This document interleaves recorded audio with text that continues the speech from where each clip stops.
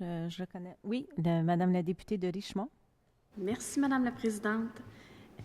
J'ai eu l'opportunité, dans mon jeune temps, Madame la Présidente, de, de faire une prématernelle 4 ans et d'en bénéficier grandement à la commission scolaire Eastern Townships, qui est toujours bien là d'ailleurs, et d'en avoir profité. Mes enfants ont aussi fait, c'était au privé par contre, mais ce qu'on a appelé nous, la petite école, donc c'est une garderie 4 ans spécifique. Alors qu'on a commencé à parler des maternelles 4 ans, donc vous saurez que c'est sur ce sujet que je vais m'en venir. L'année passée, c'est un sujet qui m'a particulièrement interpellée et c'est pour cette raison que j'aimerais pouvoir vous adresser quelques questions à ce sujet-là. L'Agence de la santé et des services sociaux de Montréal nous dit que 35 des jeunes en maternelle 5 ans, spécifiquement pour la région de Montréal, démontrent des difficultés ou de la vulnérabilité, par contre, qui pourraient prédire qu'ils auraient des échecs futurs dans leur parcours académique. Et pour cette raison, on a mis en place les maternelles 4 ans à l'automne 2013 qui s'adressaient particulièrement aux élèves de milieux défavorisés. Il y avait différents buts à ces classes-là, évidemment. J'ai vu personnellement, là, je ne suis pas de la région de Montréal, mais en région, l'école où vont mes 2 filles qui sont au primaire ont vu accueillir une maternelle 4 ans. Donc, c'était vraiment super cute de les voir arriver là, dès la rentrée scolaire avec leur sac à dos qui était quasiment plus gros que les petits bonhommes et les petites bonnes femmes qui rentraient. Donc, juste rappeler que la maternelle 4 ans, la maternelle 5 ans sont des niveaux préscolaires. Puis avec la maternelle 4 ans, les objectifs qu'on cherchait, c'était de fournir à ces enfants-là des milieux défavorisés, des opportunités pour développer davantage leur langage, puis des capacités nécessaires à la meilleure réussite scolaire possible. C'est aussi de soutenir les parents, puisque quand on parle de milieux défavorisés, souvent on parle de parents qui n'ont eu pas nécessairement des expériences toujours roses avec leur parcours académique. Et on veut pouvoir accroître, augmenter les chances de ces enfants-là de pouvoir mieux réussir et à leur tour maintenant d'avoir une expérience positive pour pas que se répète de père en fils ou de mère en fille de mauvaises expériences scolaires et finalement d'enrichir leur bagage d'expérience pour qu'ils puissent toujours grandir mieux et plus facilement avoir un développement global qui soit le plus développé possible, mais aussi qui ait une meilleure estime de soi, un développement de compétences qui est adéquat et toujours dans le plaisir, n'est-ce pas? Parce qu'à cet âge-là, en préscolaire, avant tout, on apprend dans le plaisir. Mon collègue de Papineau disait tout à l'heure qu'on est des éponges encore à cet âge-là, mais en même temps, le but premier d'un enfant est d'être un enfant. Alors, c'est dans ce contexte-là que ça a été mis en place. En ce sens-là, les études sont claires. Plus on agit tôt pour mieux préparer les enfants au milieu préscolaire, mieux sont les réussites, mais c'est aussi vrai pour les parents. Et on reconnaît maintenant que ça a des effets bénéfiques sur le décrochage scolaire à long terme. Alors, ce qu'on veut, c'est diminuer le taux d'élèves qui peuvent éprouver des difficultés scolaires dans leur cheminement pour, ultimement, éviter le décrochage. Alors, avec cette implantation-là, en 2013, on visait les enfants des milieux défavorisés. On parlait d'échelle de 9-10 de mémoire de l'indice.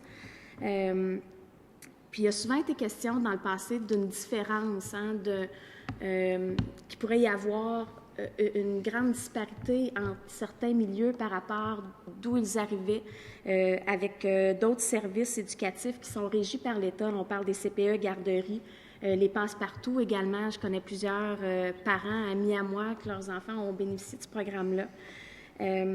Alors, le programme maternel 4 ans, c'est pour atteindre le plus grand nombre d'enfants de 4 ans, justement, pour leur développement global.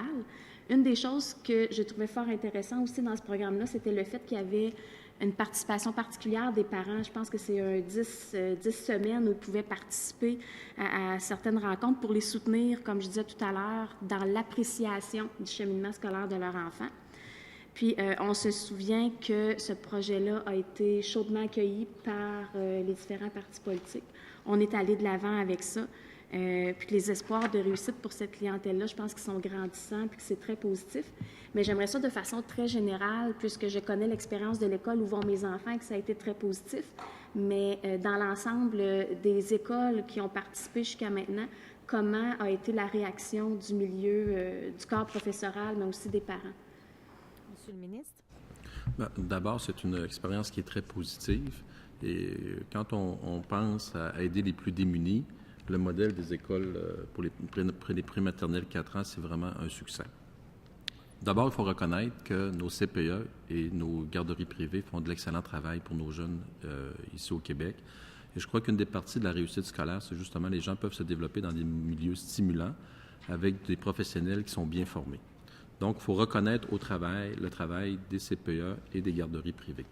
Par contre, il y a une clientèle, surtout en milieu défavorisé, qui, elle, quand ils arrivent à l'âge de 5 ans, puis ils vont en maternelle, ils partent déjà en retard sur les autres.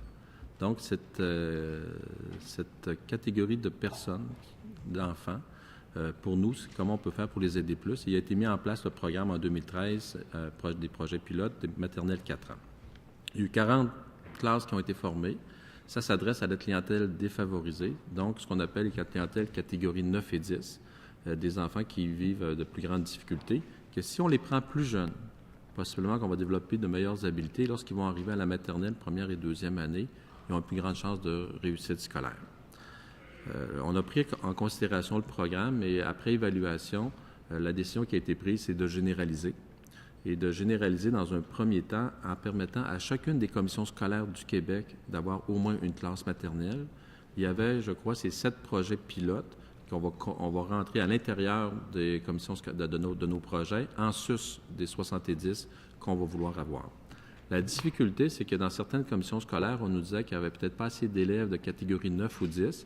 Ça fait qu'on aura fait une nouvelle grille pour permettre peut-être à des enfants de catégorie 7 et 8 de pouvoir participer au programme pour nous permettre que chacune des commissions scolaires puisse prendre l'expérience. Et la logique qui est en arrière de ça, si vous avez des commissions scolaires qui développent le programme, qui eux autres vont avoir 1, 2, 3 et 4 classes, et vous avez des endroits où il n'y a pas aucune classe de prématernelle 4 ans, à ce moment-là, vous avez probablement des enfants dans cette commission scolaire là, qui vont être pénalisés de ne pas avoir accès au service. Et il fallait que chacune des commissions scolaires développe l'expertise.